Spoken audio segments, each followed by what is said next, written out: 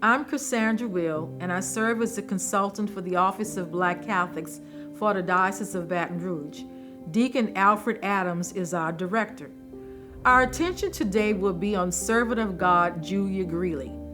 Julia Greeley was born as an enslaved person around Hannibal, Missouri. Her birth date is unknown. She was born anywhere between 1840 and 1853, because at that time many slave births were not recorded. Julia, as a young girl, became ill one day, and her mother went to take care of her.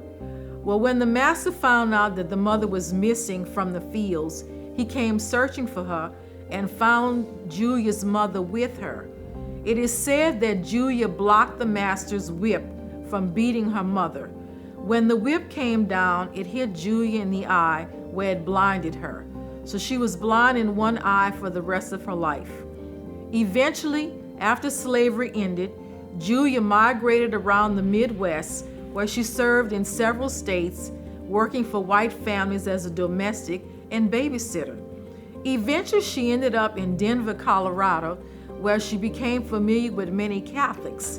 So she decided to become a Catholic. Julia attended Mass, and she had a great devotion to the Sacred Heart. A lot of people were uncomfortable with her presence because of the way she looked and possibly the way she smelled, because Julia was a washerwoman who lived in a boarding house. Julia decided that the best way she could serve God was take a little red wagon, and she would go throughout the town of Denver, and she would hand out pamphlets. She handed out many pamphlets to firefighters to pray for them, and she also would gather things for the poor. A lot of times, Julia took her red wagon in the middle of the night to deliver goods to people who had fallen on bad times, because she did not want people to be embarrassed. Julia died on June 7th, 1918, and this was the Feast of the Sacred Heart for that year. Servant of God Julia Greeley, pray for us.